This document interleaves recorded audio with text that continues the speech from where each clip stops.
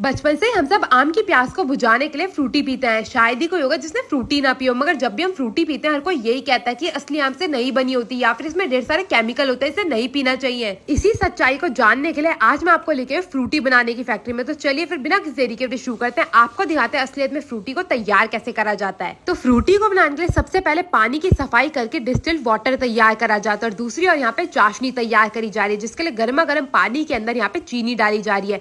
बोरी के बाद बोरी पलट के ढेर सारी चाशनी को तैयार करा जाता है। मैं आपको बता दूं 1 घंटे में यहाँ पे 60,000 लीटर पानी की चाशनी बना के तैयार करी जाती है। और जैसे हमारी चाशनी बन के तैयार हो जाती है, इस मशीन को बंद करके पाइपों की सहायता से इसे भेजा जाता है दूसरी मशीन की ओर, जहाँ पे इसमें आम का रस मिलाया जाता है। तो यहाँ पे आप देख सकते हैं बड़े बड़े पाइप लगे हुए जिनकी सहायता से इसे बड़े बड़े टैंकर में भेजा जाएगा। अब आम रस को तैयार करने के लिए यहाँ पे सबसे पहले डिस्टिल्ड वाटर लिया जाता है और उसके अंदर आम के गूदे को मिलाया जाता है। मैं आपको बता दूं जो आप आम का गूदा देख रहे हैं, ये अल्फेंसो आम का गूदा रहता है, जिसे बड़ी बड़ी फैक्ट्रियों द्वारा तैयार करके यहाँ पे लाया जाता है, क्योंकि सारा काम एक ही फैक्ट्री में करना पॉसिबल नहीं होता है, इसीलिए इसे दूसरी फैक्ट्री से तैयार करके यहाँ पे मंगाया जाता है। अब अल्फेंसो आम के बाद बारी आ चुकी है तोतापुरी और हापुस आम के पल्प को मिलाने की। तो एक एक करके सारे के सारे आम के जो कंटेनर आप देख रहे हैं ना, इन्हें पलट दिया जाएगा और जहाँ पे हमारा पहले आम का पल्प मिलाया गया था उसी मशीन के अंदर इस आम के पल्प को भी डाल दिया जाता है। और अब ये जो आम का मिश्रण तैयार हुआ है, इसमें मिलाई जाएगी चाशनी। अब इन दोनों चीजों को बिल्कुल बखूबी तरीके से मिलाने के बाद इन्हें पकाया जाता है, ताकि आप इसे 2-3 महीने तक बाहर रखें तब भी ये खराब ना हो।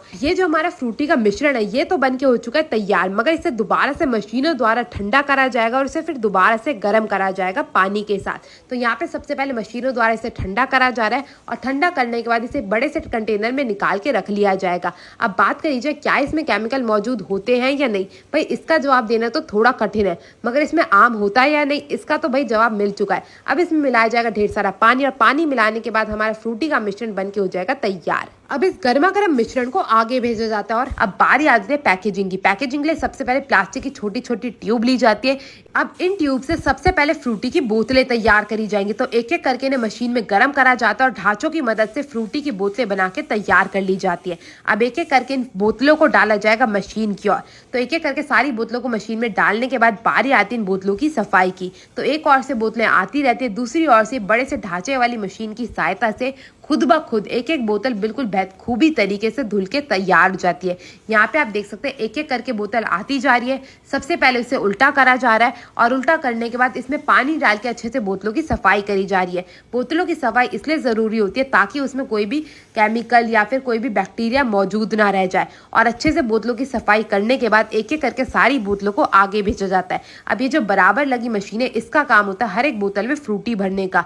तो ये मशीन बिल्कुल बखूबी तरीके से हर एक बोतल में बिल्कुल गर्मा गर्म फ्रूटी को भर देती है और जैसे ही फ्रूटी भर के तैयार हो जाती है, इसको भेजा जाता है आगे की ओर, जहाँ पे इन बोतलों में ढक्कन लगाया जाता है। यहाँ पे आप देख सकते हैं एक एक करके सारी बोतलें जो है वो भरती जा रही हैं। फिर ये मशीन इसे दूसरी मशीन के ओर सौंप देती है। अब इस मशीन का काम होता है ढक्कन लगाने का। तो सबसे पहले मशीन के अंदर ढक्कन डाले जाते हैं, फिर ये मशीन एक एक करके सारी की सारी बोतलों पर ढक्कन लगाती जाती है और फिर उसे अच्छे से दबा दिया जाता है ताकि कोई भी बोतल का ढक्कन बिल्कुल ना खुले आसानी से। अब एक एक करके सारी बोतलों को आगे की ओर भेजा जाएगा कन्वेयर बेल्ट की सहायता से।